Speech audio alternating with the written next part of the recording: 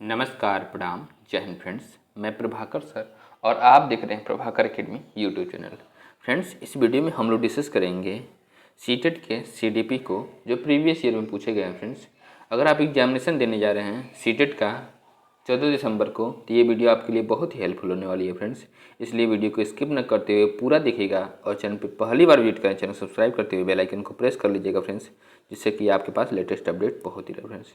इसके पहले भी वीडियो प्रोवाइड कराएंगे ये सीडीपी की फ्रेंड्स, वो 1 to 5 की थी। आज से शुरुआत किया जाएगा 6 to 8 के सीडीपी की जो क्वेश्चन पूछे गए हैं उन सारे क्वेश्चनों को डिस्कस किया जाएगा फ्रेंड्स। तो अपर प्राइमरी का भी आप एग्जामिनेशन देंगे, इसलिए इसको स्किप न करते हुए पूरा देखिएगा। आइए वीडियो की शुरुआत करते हैं। क्या दिया गया है? Question number 1।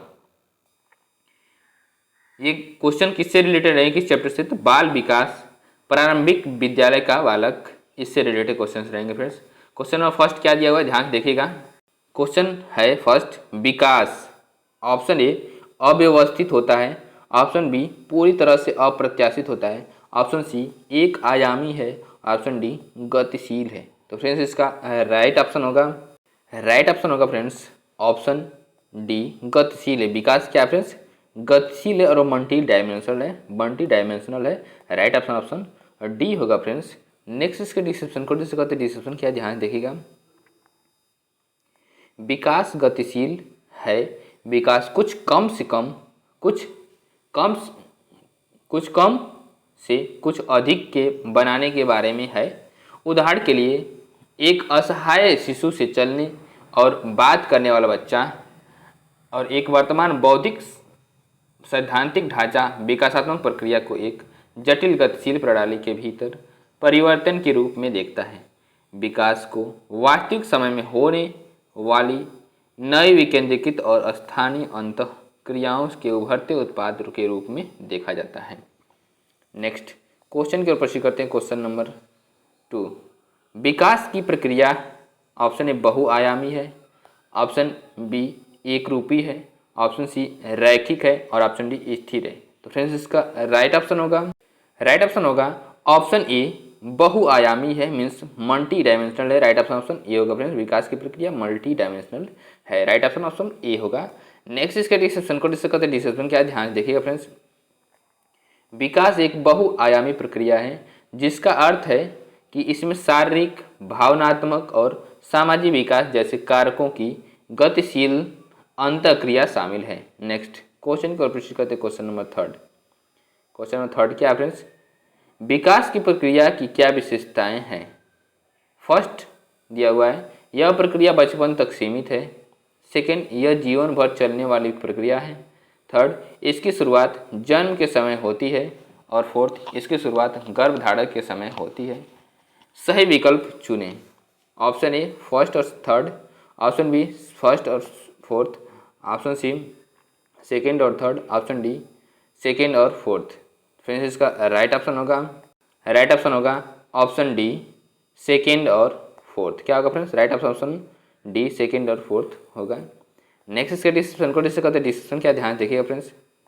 प्रत्येक व्यक्ति में शारीरिक, मानसिक, भावनात्मक और सामाजिक परिप्रेक्ष्य में समय समय पर बदलाव आता है।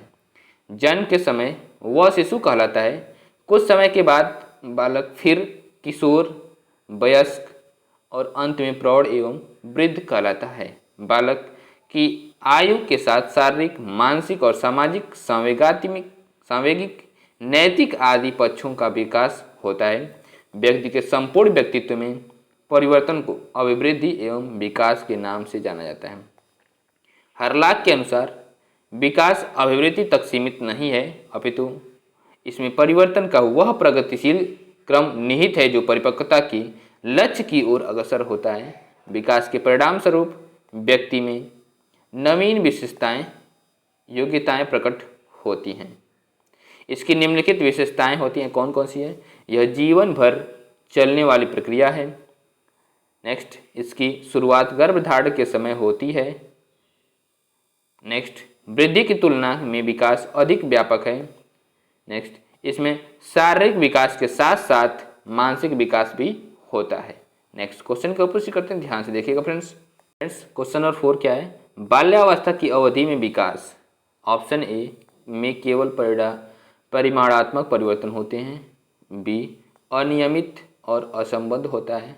ऑप्शन सी, धीमी गति से होता है एवं उसे मापा नहीं जा सकता। ऑप्शन डी, बहुस्तरीय और मिश्रित होता है। तो फ्रेंड्स इसका राइट ऑप्शन होगा ऑप्शन डी, बहुस्तरीय और मिश्रित होता है। राइट ऑप्शन डी होगा फ्रेंड्स। नेक्स्ट इसके डिस्क्रिप्शन को डिस्कस करते, डिस्क्रिप्शन क्या ध्यान देखिएगा फ्रेंड्स। बाल्यावस्था में विकास बहुस्तरीय और मिश्रित होता है। सामान्य तौर पर बाल्यावस्था की अवधि 6 से 12 वर्ष तक की आयु को माना जाता है। इस अवस्था में बालक में अनेक परिवर्तन होते हैं। शिक्षा का आरंभ इसी आयु से होता है, इसलिए शिक्षा शास्त्रियों ने इसे प्रारंभिक विद्यालय की आयु कहा है। इस अवस्था को समूह की आयु, गैंग एज और चुस्ती की आयु, स्मार्ट एज भी कहा जाता है। इस प्रकार देखा जाए तो बाल्यावस्था की अवधि में विकास विभिन्न पक्षों यथा शारीरिक, मानसिक, सामाजिक आदि में होता है और ये आपस में अंतर संबंधित भी होते हैं। इसलिए बाल्यावस्था के विकास को बहुस्तरीय और मिश्रित किया माना जाता है। नेक्स्ट क्वेश्चन के ऊपर करते हैं। क्वेश्चन नंबर 5, निम्नलिखित में से मध्य बाल्यावस्था की अवधि का मुख्य प्रमाण चिन्ह कौन सा है? ऑप्शन ए, पेशीय कौशल और समग्र शारीरिक वृद्धि की तेजी से विकास। बी, वैज्ञानिक तर्क और अमूर्त रूप से सोचने की क्षमता का विकास। सी, प्रतीकात्मक खेल का उभरना। डी, तर्कसंगत विचारों का विकास जो कि प्राकृतिक रूप से मूर्त हैं। फ्रेंड्स इसका राइट ऑप्शन होगा ऑप्शन डी, तर्कसंगत विचारों का विकास जो प्राकृतिक रूप से मूर्त हैं। राइट ऑप्शन डी होगा फ्रेंड्स। नेक्स्ट इसके डिस्क्रिप्शन को डिस्कस करते हैं। डिस्क्रिप्शन क्या ध्यान देखिएगा फ्रेंड्स। तर्कसंगत विचारों का विकास जो प्राकृतिक रूप से मूर्त हैं, मध्य बाल्यावस्था की अवधि का मुख्य प्रमाण चिन्ह है। पियाजे के अनुसार मध्य बाल्यावस्था की अवधि 7 से 11 या 12 वर्ष तक होती है, जिसको उन्होंने मूर्त संक्रियात्मक अवस्था का नाम दिया है। इस अवस्था में बालक में मूर्त रूप से सोचने, तर्क करने, संरक्षण, विलोमीयता जैसे गुणों का विकास हो जाता है। वह वस्तुओं को उनके गुणों के आधार पर वर्गीकृत कर सकता है, उनका श्रेणीकरण कर सकता है और उनमें संबंध स्थापित कर सकता है। नेक्स्ट क्वेश्चन के ऊपर करते हैं। क्वेश्चन नंबर 6, बाल्यावस्था की अवधारणा से क्या अभिप्राय है? ऑप्शन ए, समकालीन सामाजिक संरचनावादी मनोवैज्ञानिक ने के अनुसार यह एक सामाजिक संरचना है। ऑप्शन बी, यह है कि बच्चे दुष्ट रूप में पैदा होते हैं और उन्हें सभ्य बनाना होता है। नेक्स्ट ऑप्शन क्या है फ्रेंड्स? यह कि बच्चे शून्य को शुरुआत करते हैं और उनके गुण पूरी तरह से परिवेश के द्वारा निर्धारित किए जाते हैं। ऑप्शन डी, यह विभिन्न सांस्कृतिक संदर्भों में सार्वभौम रूप से समान है। फ्रेंड्स इसका राइट ऑप्शन होगा ऑप्शन ए, समकालीन सामाजिक संरचनावादी मनोवैज्ञानिक के अनुसार यह एक सामाजिक संरचना है। राइट ऑप्शन ए होगा फ्रेंड्स। नेक्स्ट इसके डिस्क्रिप्शन को डिस्कस करते ध्यान देखिएगा। डिस्क्रिप्शन क्या है फ्रेंड्स? समकालीन सामाजिक संरचनावादी मनोवैज्ञानिकों के अनुसार बाल्यावस्था एक सामाजिक संरचना की अवस्था है। बाल्यावस्था में समाजीकरण की गति तीव्र हो जाती है। बालक समाज के प्रत्यक्ष संपर्क में आता है, जिसके फलस्वरूप उसका सामाजिक विकास तीव्र गति से होता है। बाल्यावस्था में ही समूह सदस्यता, सामाजिक गुण, बहिर्मुखी प्रवृत्ति, सामाजिक स्वीकृति की चाह, मित्र चयन आदि सामाजिक गुणों का विकास होता है। नेक्स्ट क्वेश्चन के ऊपर करते हैं। क्वेश्चन नंबर 7, निम्नलिखित में से कौन सी मध्य बाल्यावस्था की विशेषता है? ऑप्शन ए, अमूर्त रूप से सोचने तथा वैज्ञानिक तर्क का प्रयोग करने की योग्यता विकसित होती है। ऑप्शन बी, बच्चे तार्किक एवं मूर्त रूप से सोचना प्रारंभ कर देते हैं। ऑप्शन सी, अधिगम मुख्य रूप से संवेदी एवं चालक गतिविधियों द्वारा घटित होती है। ऑप्शन डी, शारीरिक वृद्धि एवं विकास बहुत तेज गति से होता है। फ्रेंड्स इसका राइट ऑप्शन होगा ऑप्शन बी, बच्चे तार्किक एवं मूर्त रूप से सोचना प्रारंभ कर देते हैं। राइट ऑप्शन बी होगा फ्रेंड्स। नेक्स्ट इसके डिस्क्रिप्शन को डिस्कस करते हैं। डिस्क्रिप्शन क्या ध्यान देखिएगा। मध्य बाल्यावस्था में बच्चे तार्किक एवं मूर्त रूप से सोचना प्रारंभ कर देते हैं। कोल के अनुसार मध्य बाल्यावस्था 6 से 12 वर्ष की आयु होती है।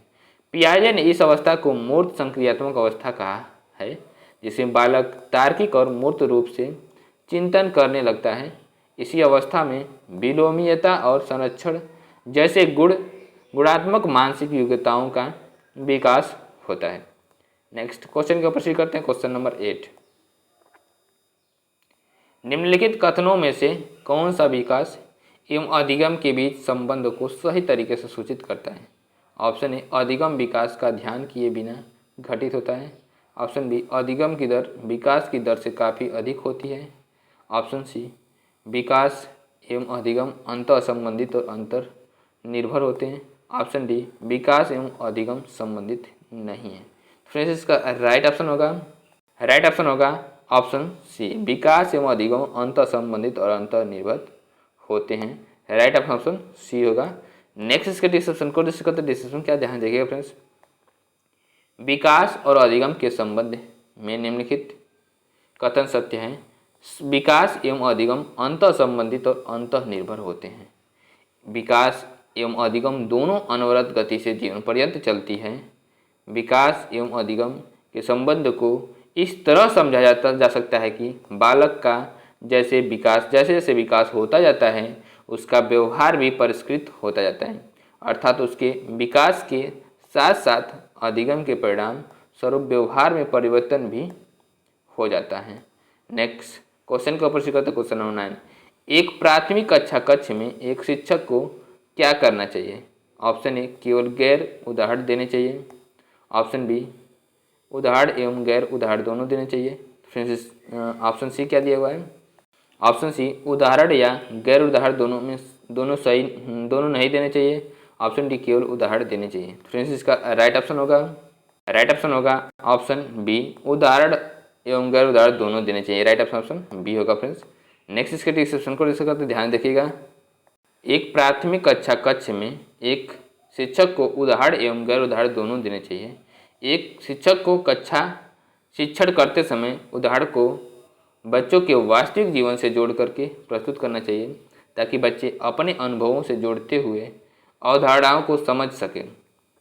साथ ही बच्चों के सामने ऐसे उदाहरण भी प्रस्तुत करने की चाहिए जो नियमों या सिद्धांतों से प्रत्यक्ष रूप से संबंधित न होते हुए भी उनके वास्तविक जीवन से संबंधित हो। इससे वे स्वयं चिंतन करने के लिए प्रेरित होंगे, जिसमें उनमें सृजनात्मकता का विकास होगा। नेक्स्ट क्वेश्चन का प्रश्न करते हैं, क्वेश्चन नंबर 10। निम्नलिखित में रणनीतियों में से कौन सी बच्चों में अर्थ निर्माण को बढ़ावा देगी? ऑप्शन ए, सूचनाओं का संचरण। ऑप्शन बी, दंडात्मक साधनों का प्रयोग। ऑप्शन सी, एक रूप एवं मानकीकृत परीक्षण। ऑप्शन डी, अन्वेषण एवं परिचर्चा। फ्रेंड्स, इसका राइट ऑप्शन होगा ऑप्शन डी, अन्वेषण एवं परिचर्चा। राइट ऑप्शन डी होगा फ्रेंड्स। नेक्स्ट इसके डिस्क्रिप्शन को डिस्कस करते हैं। डिस्क्रिप्शन क्या ध्यान देखिएगा। अन्वेषण एवं परिचर्चा बच्चों में अर्थ निर्माण को बढ़ावा देगी। अन्वेषण एवं परिचर्चा दोनों बच्चों की सक्रिय सहभागिता के द्वारा ज्ञान निर्माण में योगदान करते हैं।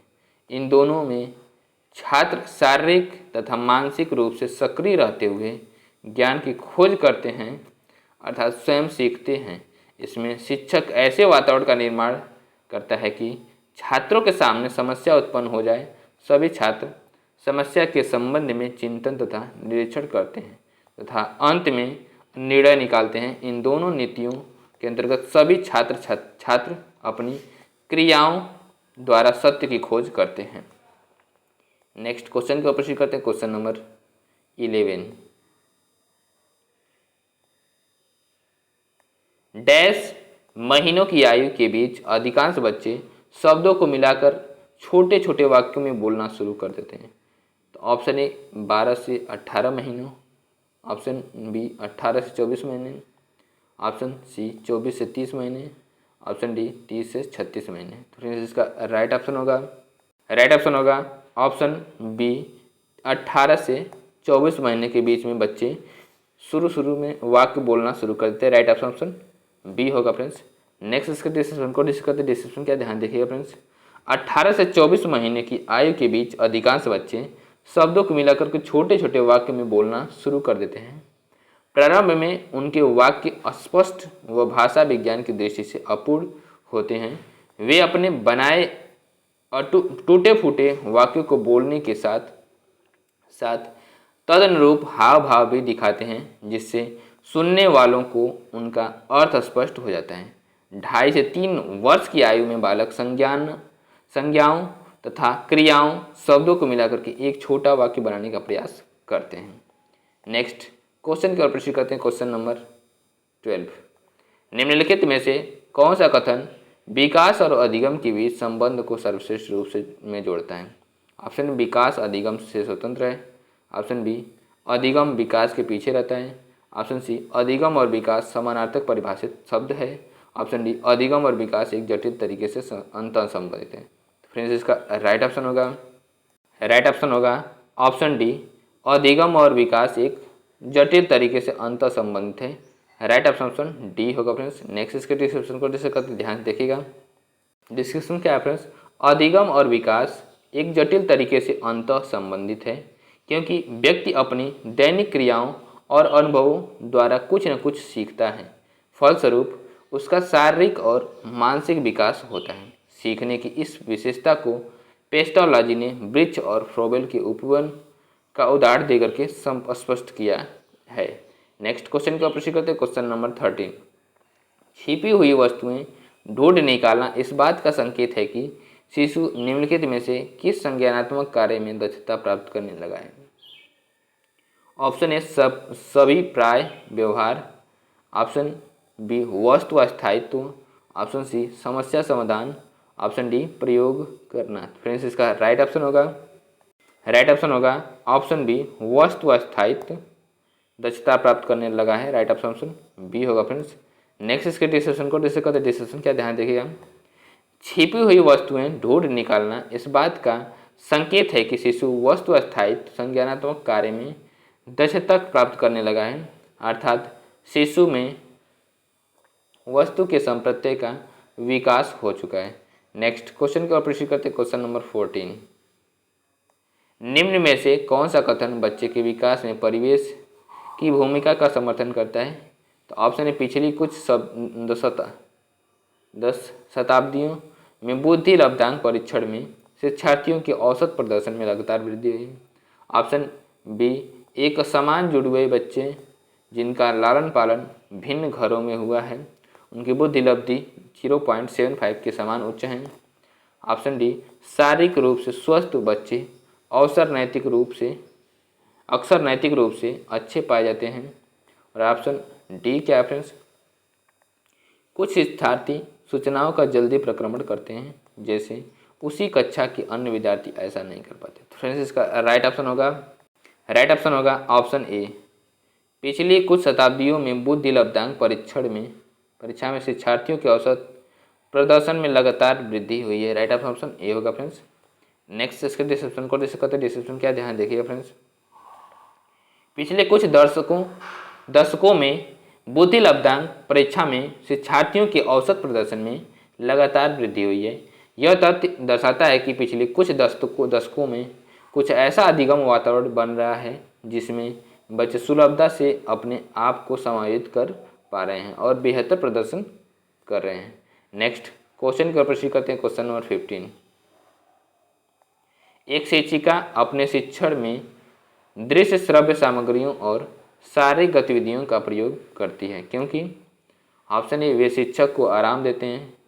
ऑप्शन बी वे प्रभावी आकलन को सुगम बनाते हैं। ऑप्शन सी वे शिक्षार्थियों को वैविध्य उपलब्ध कराते हैं। ऑप्शन डी इनमें अधिकतम इंद्रियों का उपयोग सीखने को संवर्धित करता है। तो फ्रेंड्स इसका राइट ऑप्शन होगा ऑप्शन डी इनमें अधिकतम इंद्रियों का उपयोग सीखने को संवर्धित करता है। राइट ऑप्शन डी होगा फ्रेंड्स। नेक्स्ट इसके डिस्क्रिप्शन को जैसे कहते हैं डिस्क्रिप्शन क्या ध्यान देखिएगा फ्रेंड्स। अधिगम का एक सिद्धांत यह है कि यदि अधिगम करते समय शरीर की अधिकतम इंद्रियों को सक्रिय रखा जाए तो वह अधिगम अधिक प्रभावी होता है। इसलिए शिक्षिका जब अपने शिक्षण में दृश्य श्रव्य सामग्रियों और शारीरिक गतिविधियों का प्रयोग करती है तो इससे अधिगम संवर्धित व पुष्ट होता है। नेक्स्ट क्वेश्चन के ऊपर प्रश्न करते हैं। क्वेश्चन नंबर 16, व्यवहार का करना पक्ष डैश में आता है। ऑप्शन ए सीखने की गतिक कोग्निटिव क्षेत्र में, ऑप्शन बी सीखने के मनोवैज्ञानिक क्षेत्र में, ऑप्शन सी सीखने के संज्ञानात्मक क्षेत्र में, और ऑप्शन डी सीखने के भावात्मक क्षेत्र में। तो फ्रेंड्स इसका राइट ऑप्शन होगा ऑप्शन ए सीखने के गतिक कोग्निटिव क्षेत्र में आता है। राइट ऑप्शन ए होगा फ्रेंड्स। नेक्स्ट क्वेश्चन को डिस्कस करते हैं, ध्यान देखिएगा फ्रेंड्स। व्यवहार करना सीखने के शरीर गतिक क्षेत्र के अंतर्गत आता है। शरीर गतिक क्षेत्र के अंतर्गत शारीरिक संचालन, शारीरिक क्रिया, शरीर पर नियंत्रण, दृढ़ीकरण आदि आते हैं, जिनके माध्यम से ही व्यवहार किया जा सकता है। नेक्स्ट क्वेश्चन का प्रश्न करते हैं। क्वेश्चन नंबर 17, इरफान खिलौनों को तोड़ता है और उसके पुर्जों को देखने के लिए उन्हें अलग अलग कर देता है। आप क्या करेंगे? ऑप्शन ए उसे जिज्ञासु स्वभाव को प्रोत्साहित करेंगे और उसकी ऊर्जा को सही दिशा में संचालित करेंगे। ऑप्शन बी उसे समझाएंगे कि खिलौनों को कभी नहीं तोड़ना चाहिए। ऑप्शन सी इरफान को खिलौने से कभी भी नहीं खेलने देंगे। ऑप्शन डी उस पर हमेशा नज़र रखेंगे। फ्रेंड्स इसका राइट ऑप्शन होगा ऑप्शन ए उसके जिज्ञासु स्वभाव को प्रोत्साहित करेंगे और उसकी ऊर्जा को सही दिशा में संचारित करेंगे। राइट ऑप्शन ये होगा फ्रेंड्स। नेक्स्ट इसके डिस्क्रिप्शन को डिस्कस करते हैं। डिस्क्रिप्शन क्या, ध्यान देखिएगा। बच्चों द्वारा खिलौनों को तोड़ना तथा उनके पुर्जों को देखना यह दर्शाता है कि वह बालक इस तरह का कार्य उत्सुकता पूर्वक करता है। अतः इस प्रकार के बालक को जिज्ञासु स्वभाव को प्रोत्साहित करना चाहिए ताकि उसकी ऊर्जा को सही दिशा में संचारित की जा सके तथा बालक का मानसिक विकास सही दिशा में हो सके। नेक्स्ट क्वेश्चन का प्रश्न करते हैं। क्वेश्चन नंबर 18, निम्नलिखित में से किस कथन को सीखने के लक्षण के रूप में नहीं माना जा सकता है? ऑप्शन ए व्यवहार का अध्ययन सीखना, ऑप्शन बी अधिगम अनलर्निंग भी सीखने का एक हिस्सा है, ऑप्शन सी सीखना एक प्रक्रिया है जो व्यवहार में मध्यस्थता करती है, ऑप्शन डी सीखना कुछ ऐसी चीज़ है जो कुछ अनुभवों के परिणाम स्वरूप घटित होती है। तो फ्रेंड्स इसका राइट ऑप्शन होगा ऑप्शन ए व्यवहार का अध्ययन सीखना है। राइट ऑप्शन ए होगा फ्रेंड्स। नेक्स्ट इसके डिस्क्रिप्शन को डिस्कस करते हैं। डिस्क्रिप्शन क्या, ध्यान देखिए फ्रेंड्स। व्यवहार का अध्ययन सीखना है यह किसी भी प्रकार से सीखने का लक्षण नहीं है, क्योंकि व्यवहार का अनुकरण करने के उसे सीखा जा सकता है, न कि व्यवहार का अध्ययन सीखा जाता है। नेक्स्ट क्वेश्चन को प्रश्न करते हैं। क्वेश्चन नंबर 19, सबसे अधिक गहन और जटिल सामाजिकरण होता है। ऑप्शन ए पूर्व बाल्यावस्था के दौरान, ऑप्शन बी प्रौढ़ावस्था के दौरान, ऑप्शन सी व्यक्ति के पूरे जीवन में, ऑप्शन डी किशोरावस्था के दौरान। तो फ्रेंड्स इसका राइट ऑप्शन होगा ऑप्शन डी किशोरावस्था के दौरान जो होता है सामाजिकरण सबसे ज़्यादा होता है। राइट ऑप्शन डी होगा फ्रेंड्स। नेक्स्ट इसके डिस्क्रिप्शन को डिस्कस करते हैं। डिस्क्रिप्शन क्या, ध्यान देखिएगा फ्रेंड्स। सबसे अधिक गहन और जटिल समाजीकरण किशोरावस्था के दौरान होता है। इस अवस्था में किशोरों में समूह की निर्माण प्रवृत्ति, मैत्री भावना का विकास, सामाजिक गुणों का विकास, समूह के प्रति भक्ति, सामाजिक परिपक्वता की भावना का विकास, बहिर्मुखी प्रवृत्ति आदि का विकास होता है, जो सामाजिकरण की प्रक्रिया को समृद्ध, गहन व जटिल बनाते हैं। नेक्स्ट क्वेश्चन का प्रश्न करते हैं। क्वेश्चन नंबर 20, अभिकथन ए वह कोई उद्देश्यात्मक निश्चित क्षण नहीं होता जब कोई बच्चा मध्य बाल्यावस्था या किशोरावस्था में प्रवेश करता है। कारण आर विकास प्रकृति में निरंतर होता रहता है। सही विकल्प चुनें। ऑप्शन ए क्या दिया हुआ फ्रेंड्स, ए और आर दोनों सही है और ए की आर सही व्याख्या करता है। ऑप्शन बी ए और आर दोनों सही हैं लेकिन ए की आर सही व्याख्या नहीं करता है। ऑप्शन सी ए सही है लेकिन आर गलत है। ऑप्शन डी ए और आर दोनों गलत हैं। तो इसका राइट ऑप्शन होगा ऑप्शन ए और आर दोनों सही हैं और आर की सही व्याख्या करता है। राइट ऑप्शन ये होगा फ्रेंड्स। नेक्स्ट इसके डिस्क्रिप्शन को डिस्कस करते हैं। ध्यान देखिए फ्रेंड्स। डिस्क्रिप्शन क्या है फ्रेंड्स, विकास से तात्पर्य अंगों के बेहतर और बढ़ते हुए कार्य के लिए संरचना में वृद्धि के होने से है। यह एक व्यापक और सतत प्रक्रिया है। इस प्रकार वह कोई उद्देश्यात्मक निश्चित क्षण नहीं होता जब कोई बच्चा मध्य बाल्यावस्था या किशोरावस्था में प्रवेश करता है, क्योंकि विकास की प्रकृति निरंतर चलने वाली है। विकास प्रक्रिया की नई विशेषताओं का समावेश होता है और पुरानी विशेषताएं गायब हो जाती हैं। मनोवैज्ञानिक ने विकास को इन परिवर्तनों, गुणों और विशेषताओं की क्रमिक और नियमित उत्पत्ति कहा है।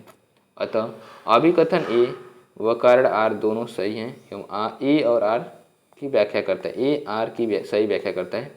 नेक्स्ट क्वेश्चन का प्रश्न करते हैं, क्वेश्चन नंबर 21। किशोरावस्था के बारे में निम्नलिखित में से कौन सा कथन सही नहीं है? ऑप्शन ए, किशोरावस्था एक सामाजिक रचना है। ऑप्शन बी, किशोरावस्था को आमतौर पर यौवन को शुरू करने के लिए माना जाता है। यह एक ऐसी प्रक्रिया है जो यौन परिपक्वता और पुनरुत्पादन की क्षमता की ओर ले जाती है। ऑप्शन सी क्या है फ्रेंड्स? ऑप्शन सी है फ्रेंड्स, किशोरावस्था बचपन और वयस्कता के बीच विकासात्मक संक्रमण है, जिसमें शारीरिक, संज्ञानात्मक और मनोसामाजिक परिवर्तन होते हैं। ऑप्शन डी, विभिन्न संस्कृतियों के बच्चे एक समान तरीके से किशोरावस्था में प्रवेश करते हैं और इसे अनुभव करते हैं। तो फ्रेंड्स इसका राइट ऑप्शन होगा ऑप्शन डी, विभिन्न संस्कृतियों के बच्चे एक समान तरीके से किशोरावस्था में प्रवेश करते हैं और इसे अनुभव करते हैं। राइट ऑप्शन डी होगा फ्रेंड्स। नेक्स्ट इसके डिस्क्रिप्शन को डिस्कस करते हैं। डिस्क्रिप्शन क्या ध्यान देखिएगा फ्रेंड्स। विभिन्न संस्कृतियों के बच्चे एक समान तरीके से किशोरावस्था में प्रवेश करते हैं और इसे अनुभव करते हैं सही नहीं है। यह कथन किशोरावस्था में प्रभावित करने वाले कारक क्या है? जैविक कारक, यौवन की शुरुआत, हार्मोन का स्तर, शारीरिक विकास। नेक्स्ट मनोवैज्ञानिक कारक क्या है? आत्मसम्मान, पहचान, जोखिम लेने का व्यवहार। और नेक्स्ट सामाजिक जो कारक क्या है? सांस्कृतिक कारक, सामाजिक सांस्कृतिक कारक, परिवार, समुदाय, मीडिया, सामाजिक दंड। नेक्स्ट क्वेश्चन को प्रश्न करते क्वेश्चन नंबर 22। निम्नलिखित कथनों को पढ़िए तथा सही विकल्प का चयन कीजिए। अभिकथन ए, असर्शन ए दिया हुआ है, बच्चों के बीच विकासात्मक दरों में काफ़ी विभिन्नताएं मौजूद होती हैं। कारण आर, विकासात्मक अंतर आनुवंशिक और अनुभवात्मक विविधताओं की जटिल अंतःक्रिया का एक अनिवार्य परिणाम है। ऑप्शन ए है फ्रेंड्स, ए सही है परंतु आर गलत है। ऑप्शन बी, ए और आर दोनों सही हैं परंतु आर ए की सही व्याख्या नहीं है।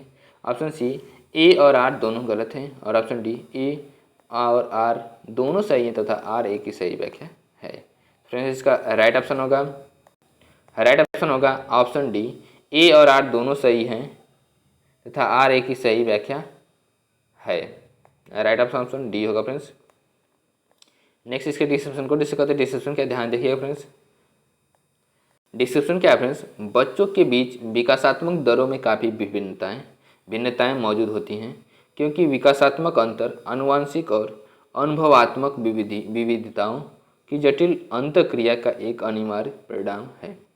विकासात्मक अंतर में कार्यप्रणाली और भावनात्मक विनियमन की प्रभावशीलता में परिवर्तन शामिल है। अतः ए और आर दोनों सही हैं तथा आर ए की सही व्याख्या है। नेक्स्ट क्वेश्चन क्या है फ्रेंड्स?